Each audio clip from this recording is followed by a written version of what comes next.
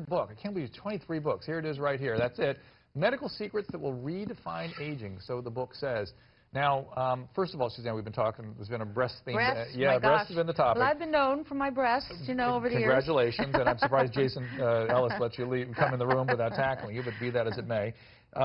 You said that it was some sort of blessing or a good thing that you, not a good thing, but it ended up working to your favor, having had breast cancer. Well, you know, I mean, it's not anything anybody desires. Yeah, you don't want it. But it forced me to say, what have I been doing in my life to play host to this disease? And as a result of that, I changed my life. I decided I would eat as though my life depended upon it.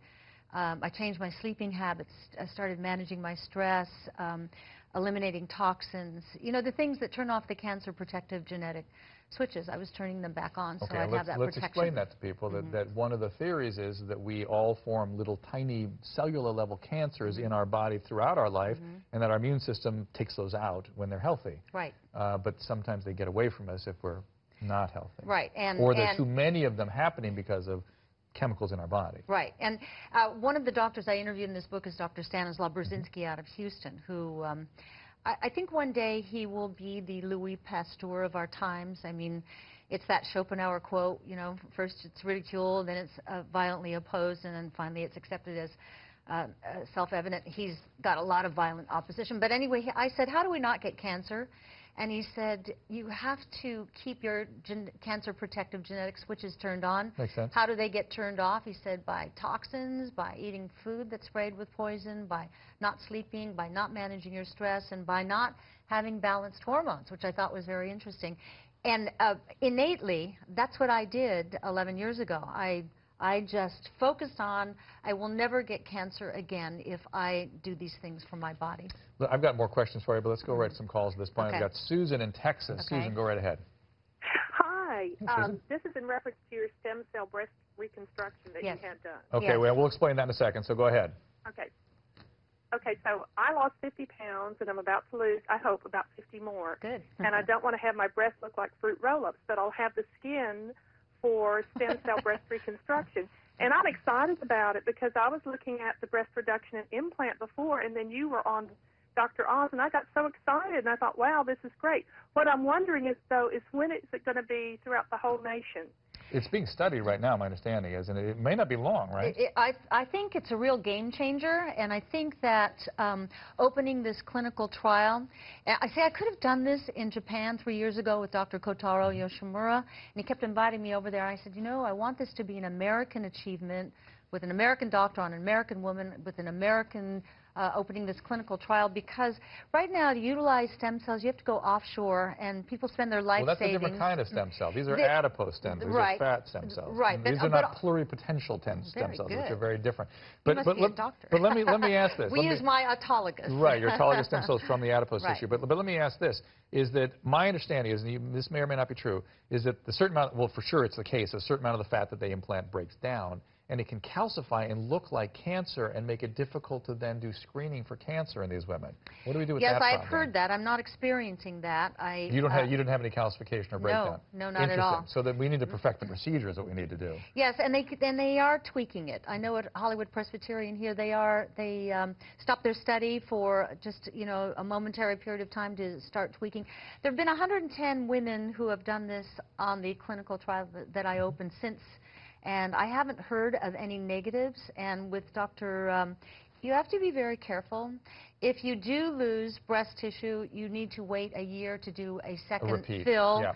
And these are all, let's not weigh down the details. Okay, We're both saying... All I know is I have two breasts, no foreign... It's a good procedure. Good procedure. It's got some questions that people are worried about, but it's safe, it's good, and it works, and people are happy with the outcome. And no scars, no foreign implants. And I want to talk about hormones. I'm dying to go to that. How much time do I have left in this segment? I want to talk about 4 minutes. Okay, so I want to take some calls. Linda, go right ahead. Linda?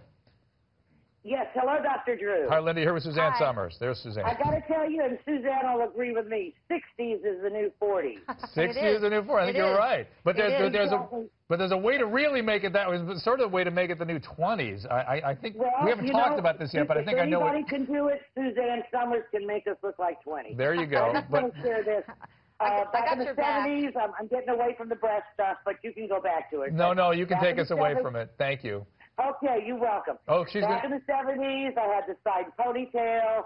I was just like Suzanne, and today I go into the hairdresser and I go, I want a Suzanne Summers haircut. Ah, good for Okay. you. Good for you. I'm You flattered. have been an Well, Sorry, go ahead. we're going to talk about how this hormone replacement issue. Now it's complicated, Yes. and you're talking about bioidentical hormone replacement, Correct. right?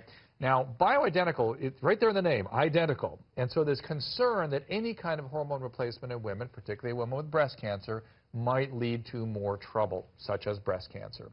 I believe that that's been overstated, those risks. I believe that testosterone has been missed, and women need testosterone. Where are you at in this anti-aging process and hormone replacement? I take a full complement of hormone replacement. I do estrogen, Feels progesterone. pretty good, doesn't it? Yes, I am loving life. I take estrogen. It's a good antidepressant, too, by the way, if you had any mood issues. Absolutely. Yeah. Well, if you look at women in particular, but men also, because you lose your hormones too. Yeah, we do. If you look at women from middle age on, that's when all the problems start. Isn't it interesting? That's when you decline in hormones. So. I believe not enough has been made of that. I'm not saying, talk to your doctor, of course, out there, guys, but I'm telling you something. Testosterone, estrogen replacement, if appropriate, Right. can really make you feel better and look and feel, can decrease. Oh, it's a game changer in terms of life. I think it saves marriages because we have such a difficult time controlling our moods when our chemicals are abound. And when you know testosterone, there's no sex drive either. And if your estrogen progesterone dip, it's a symphony. The whole thing gets off. On SuzanneSummers.com, I have put on the blog all the studies so that the 700,000 Danish women, 250,000 women at the Mayo Clinic. There have been a lot of studies. Bioidentical Bioidentical. studies. So people can just choose for themselves. Right. Let's take a quick call. Linda, Right. Massachusetts. Linda, go right ahead. Hi, Dr. Drew. This Hi, is Linda. Gotcha. And I had a question for Suzanne. I've been watching her for years, and I would love to know what she does and how she gets her skin so absolutely gorgeous. Fair enough. Well, She has the most perfect skin I have ever seen. I know she's been talking about stem cells and breast replacements. I wasn't concerned with that, even though I was almost a candidate, but luckily everything was okay. But I was really concerned with how she keeps herself looking so absolutely gorgeous. Thank you, Linda. Thanks, Linda. I'm so. flattered. I try to do this whole thing, this whole aging thing, natural. I think So you don't do Retin-A? I do not do Retin-A. That helps. That's a good thing. Retin-A works. Yeah, but it's a just chemical. A vitamin A acid. I know, all it but is. for me, I find with bioidentical hormones, I also find sleeping. What I'm a proponent of is so simple that it doesn't seem like it's possible. But I do drink a lot of water. I don't eat any chemicals or drink any chemicals. I do eat a lot of vegetables. I do take my bioidentical hormones. I do have love in my life. I do manage my stress. I think all these things, if you're not stressed, and one of the great things I find about being 65, great things, is that I have a perspective and a wisdom now that, of course, you can't have. It's the one thing young people can't even buy. You can't, but you said something very fascinating. You put, on your list of things that are anti-aging, love in my life. Oh, But yeah. people rarely stick that in there, and that's part of that wisdom of perspective, right? How fortunate, how unbelievably fortunate to wake up every day and be grateful for who you're with. So I think all those things, my face isn't stressed. And also I find at 65 that I finally feel like I deserve the little spot I occupy on the planet, like I have a reason for being here. It takes a long time. Of course, it's a thigh blaster. Yeah. That's why you're here. Let's take one last call. Well, that's how I got my house. Stacy, go right ahead. Stacy, last call real quick. Dr. Drew and Suzanne, Okay. I feel a little cheated. Watching Noise One Noise the other night, I was watching Dolly Parton play a sweet and saucy Southern grandma choir singer, and she didn't look like a grandma. And she didn't even have so much of a human quality to her face anymore, and she is a loved person in my life. I know that stars, it's a persona that we know, but I felt like I was being cheated of seeing her golden years being able to play the grandma because of plastic surgery. How old are you? I am 35. 35. Okay, well, it's a little off topic here. Want to sort of address that? Well, I'm a grandmother. I have 6 grandchildren, and I think maybe we're redefining grandma. Well, I was just going to say that. I think this is what it looks like now. It's different. I mean, whatever Dolly Parton wants to do, that woman has brought so much pleasure and joy to so many people for so many years.